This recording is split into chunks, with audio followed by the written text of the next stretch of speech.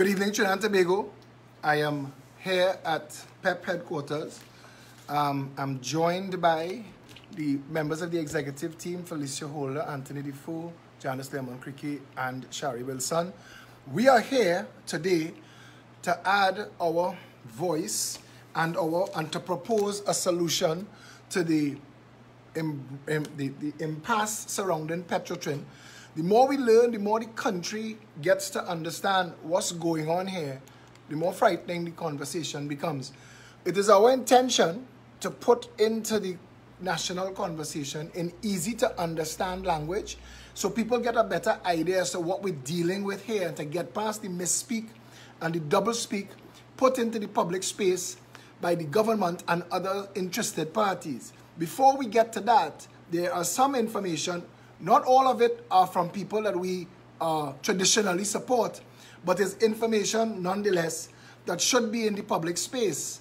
Now we ask you, while you're watching the video, please share the live video with others. We're broadcasting simultaneously via the Mevo on the PEP page. If you're having any difficulty on this live feed, you could go to the PEP page and you could get a different alternate view there. And we're going to start with this. So this is from Suniti Maraj, who's a director of the Lloyd Best Institute, and they were discussing the comparison that we raised in the public space with Caroni Limited, and I thought I would share it because Senator Ramdeen did as well. And we want this in the public space because, and I want to ask at the end of the conversation, what do we do with the people who have been waiting on their separation packages from Caroni? Even that's not been dealt with. But we're going forward. Take a listen to this. And then again, volume. Tony. Just now. And again, volume on this. I was just getting volume. Apologies, we're just having some technical difficulty. We want to put this in the public space.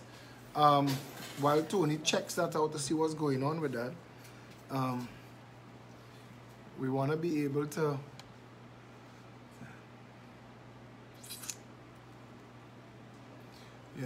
definitely having technical difficulties where that is concerned. We'll come back to that in a minute. In the meantime, we'd like to add to the conversation. We were hoping to build out to that, and we want to solve that problem right now so we could share that information. I'm going to give you something. I'm going to leave it playing constantly, Tony, so that if you get it, yeah?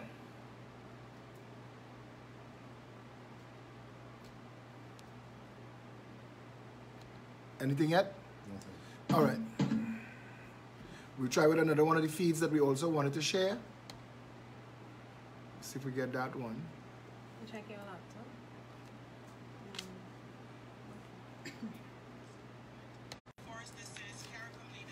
Right, it should come through there. Sorry about that. Apologies. While they're addressing that, we will read into the public space our position on these issues. You getting anything there?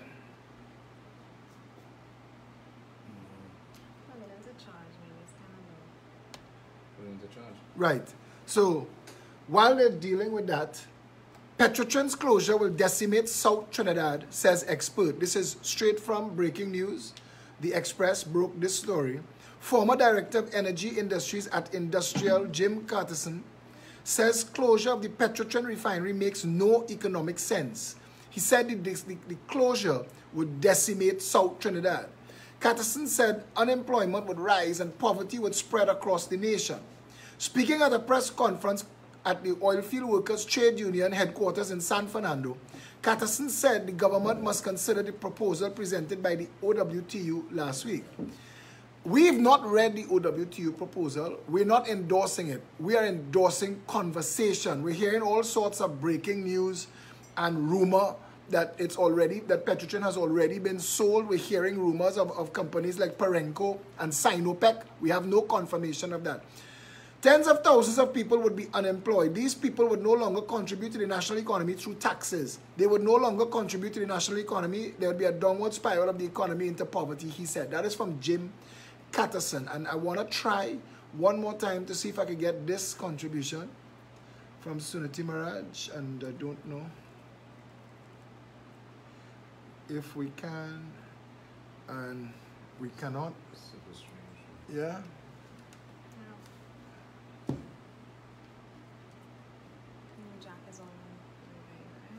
Yeah, no, it's properly in.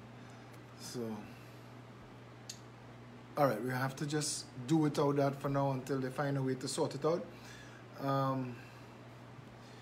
Our proposal, I'm going to read that into the conversation now, right, Tony?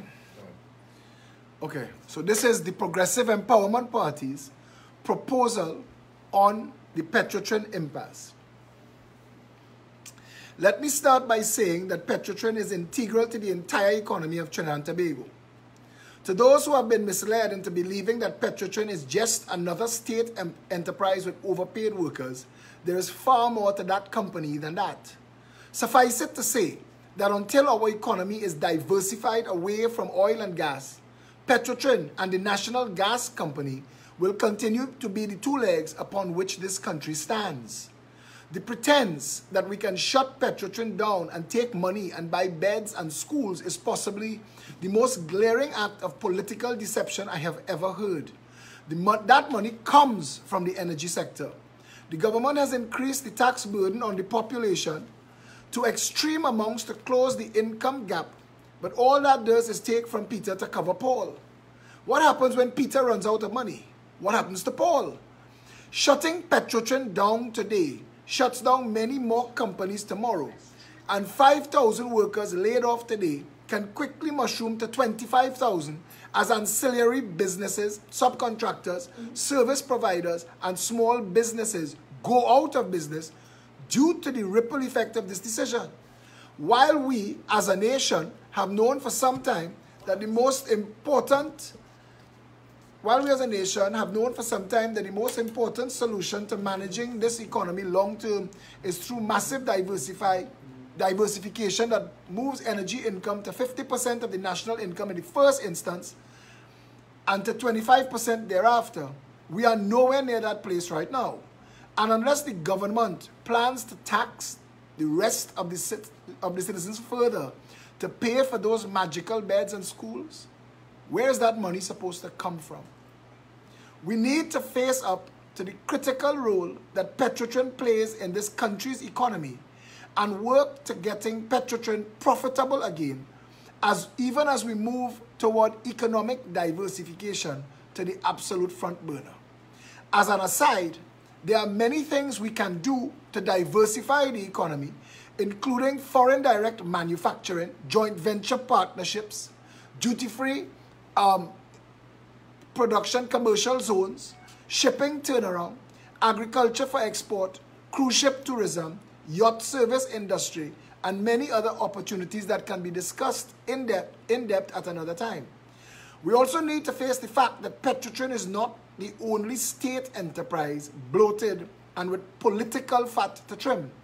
And that exercise is one that needs to be undertaken in earnest across the board, so that we can maximize whatever income and profits we generate to the benefit of all the people and to not waste them on underperforming, wasteful state companies and industries. There is an estimate that almost 50% of the national budget is spent on waste, and that could be trimmed to the benefit of the entire nation. But again, that discussion is for another time, possibly when we are taking a serious look at political options and where do we as a people go from here. Moving forward, it is well known for a long time that the solution to PETROTRIN is going to require across-the-board trimming of the fat and right-sizing. Without buy-in from the union, it will not work, as the long-term survivability of the company requires union commitment and support. The company is top-heavy, and much of the management is going to have to be laid off in exchange for a lean and more functional leadership team driven by profit and sustainability. The unions have expressed an interest in taking a pay cut for the duration of the cost-cutting, right-sizing exercise. This will have to be confirmed by the unions and the workers themselves. Today, the union leadership put forward a proposal of their own where it won't be an actual pay cut, but the workers financing 15% of their salaries into the company. How that will work or to be paid off needs to be understood, but clearly there is room for discussion. There will also be loss of jobs as the bloat is removed and the operational term lean and mean takes precedence. Again, without union buy-in, we will be dead in the water. All debts to the state will have to be deferred. The company cannot absorb that $12 billion loss incurred during the frolics of the Manning years at this time nor any time in the foreseeable future, and it will have to be financed and left in a hole at zero interest until such time as the company is in a position to pay it off. This is a nation that found $25 billion to bail out Clico, a company which was far less important to the national economy than PETROTRIN is. So we will have to find the money to underwrite that $12 billion bailout to right-size PETROTRIN. All outstanding royalties, taxes, and other fees will have to be written off and the company given a fresh start. All outstanding debt owed to PETROTRIN must be pursued with vigor, and all future credit issued based on approved creditors on track record for on-time payments. Which brings us to operational finance. When all of the costs are reduced and all the fat is trimmed, our first goal needs to be to get us to zero losses before we look to finding profit. Once that break-even point is identified, barrels per day, etc., we are going to need to finance the operations, and it is this that the public must involve itself in. The government has the ability to float finance bonds guaranteed by the Treasury to citizens of Trinidad and Tobago at interest to be determined by the market for a time frame to be determined by the new management team based on the functionality of this plan. Those bonds must be available to citizens only and not to companies for many reasons, including, but not limited to, preventing left pocket to right pocket financing, as we just witnessed with the National Insurance Board and the government's latest financial vehicle. Once we have achieved break-even and finance, the company and its workforce should be incentivized through profit sharing to keep costs low and to get to sustained profitability in the medium term. Marketing of company services to other producers in the region will become mission critical, as will reducing this nation's own reliance on petroleum and natural gas to operate. Our mission must be to sell as close to all 100% of our refining capacity and oil production as possible. If the facts as laid out in both the Lashley and Solomon reports can be relied upon, then this should not be a difficult target to hit, as is the increase from 40,000 barrels a day to 60,000 plus according to the union, a net 50% increase towards the 100,000 plus target. That is good news and augurs well for going forward. The two issues, financing the existing debt at zero interest and deferring it as well as complete buy-in from the union, remains the tricky point to negotiate. To that end, we intend, the Progressive Empowerment Party, we intend to pursue a meeting with the union to propose this as a possible alternative to both theirs and the government's plan, and will return to the public with whatever responses we receive. Closing where we began, let me again stress that PETROTRIN is critical to this country's well-being and survival, and shutting it down should not be considered an option at this time. Thank you. That is the Progressive Empowerment Party's position. That is now that it is read into the conversation, into the national conversation, it is going to be shared with the public. We ask you to share this video, this conversation. We ask you to share that information when it is made available to the public. We lost out on a couple of the things that we wanted to share earlier, but while you're trying that, I don't know if Janice, Tony, anybody want to add anything to the conversation that we just had? Well, there's a video that's floating around that talks about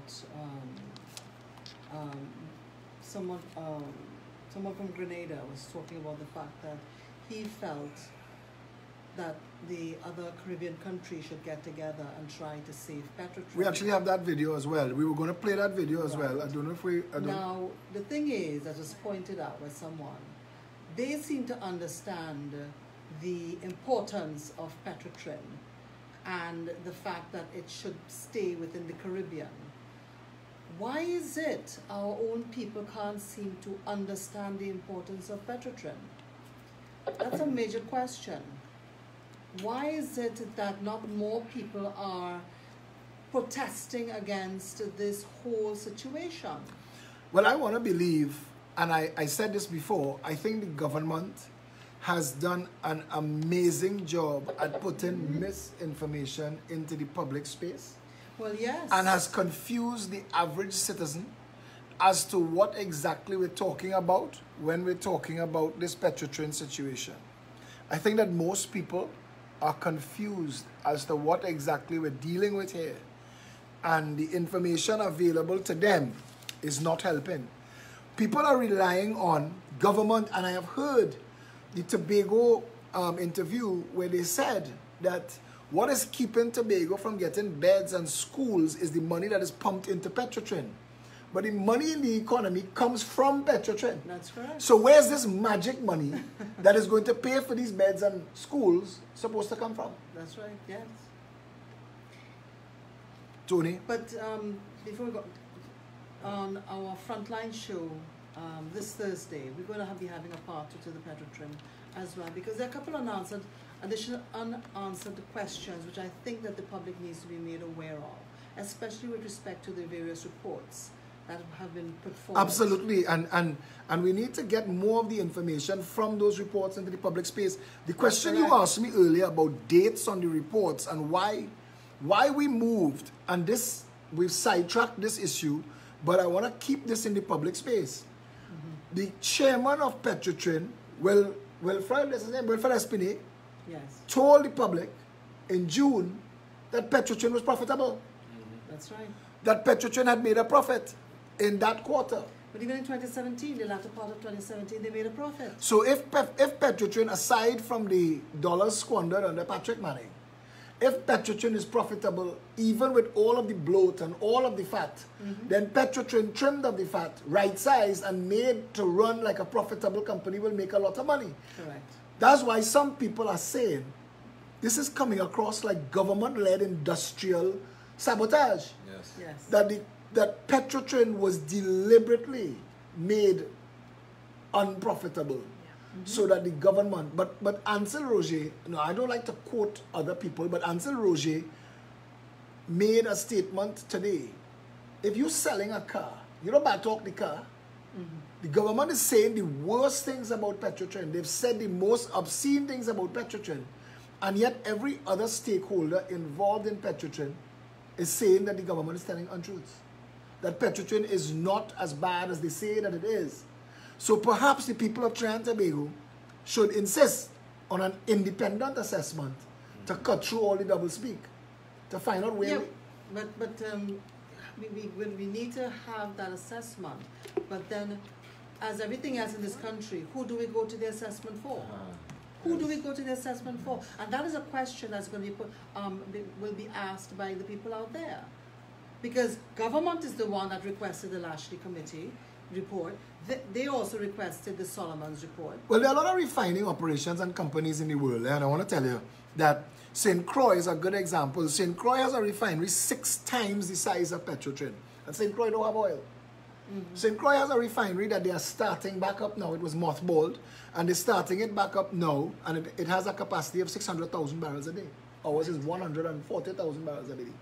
So the realities again is a lot of the information available to the public needs to be clarified by people who are not involved, who have no skin in the game. That's right. We need to invite professionals, and there are professionals in every field. I mean, oil refining is one of the biggest industries in the world. So we should be able to avail ourselves of people who have no vested interest in the outcome who could give us, who could steer us in the right direction.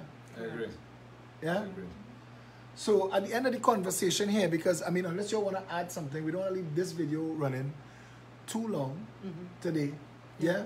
Because we want people to be able to go out there and share it. Felicia, I don't know if you want to add anything to the conversation. I know y'all are doing, y'all are following up Frontline on Thursday night. Y'all are going to be adding to the conversation there.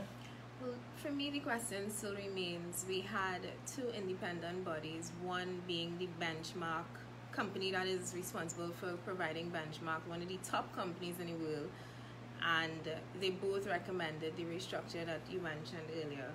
And the fact that PETROTRIN can be made profitable again leaves the question for me and many others, why is that not an option? Why are we not looking at trying to save basically the breadline of the nation? Why is it so easy to say let's shut down PETROTRIN? Then all the recent information that we're getting that it's no longer 2,100 jobs, it's actually what? Well, it was 1,700 and it became 21, then 3,500, now it's 5,000. And that is a lot of people to put on the breadline. And it's not just them though, because again, being part of the oil and gas sectors, they're providing that employment. But what about the contractors that they employ and the people that they employ in the community and the people who provide transport and food? Marabella would die immediately. Exactly. Point-a-Pierre would die. All the fence line communities would immediately die. People are not, we're not talking about the person who owns a little restaurant who sells the 400 or 500 lunches a day, and all of that person's employees, and all of the farmers and suppliers that supplies that restaurant. That's how this thing works. It is going to detonate like an atomic bomb in this country, and the ripple, because I don't know if Trinidadians are so foolish to believe that their job or their company is insulated from PETROTRIN, but we will be hard-pressed to find a single industry. If you talk about the companies that manufacture soft drinks and chocolates and corn kernels to export, one, that can mine the country, and two, even they are reliant on PETROTRIN and National Gas Company. The truth of the matter is, what is going on here is an assault, I believe, on the country by this government. And I am of the view that this government is engaging in corrupt behavior, that people within the government are being financed through kickbacks and corruption, payoffs and graft to be pushing and promoting this, like what is going on with the Seabridge fiasco, like what is going on with Sandals in Tobago. Everything that this government touches now seems to come across like some corrupt personal enrichment. I heard today that UDCOT laid off employees. You saw that? What was that story about? Some sort of because a contract wasn't renewed to a financier and all of that. I mean, the government is running the country like it's piggy bank. We cannot continue to accept that. And we cannot play politics with issues of national concern. And I believe that that is the conversation everybody in Trinidad and Tobago needs to be having today. Correct. We cannot allow this PETROTRIN issue to just go the way of Caroni Limited. The country will not survive this. It is going to come down to the actual income earning of the country is going to be put in private hands and all of the profitability.